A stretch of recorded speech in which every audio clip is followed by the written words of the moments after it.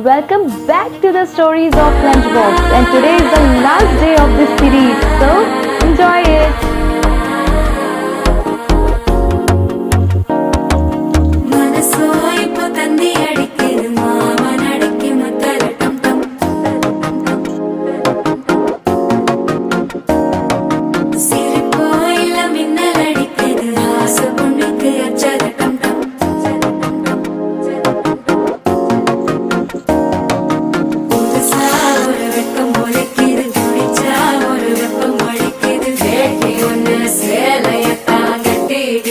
சிக்கி தவிக்கிது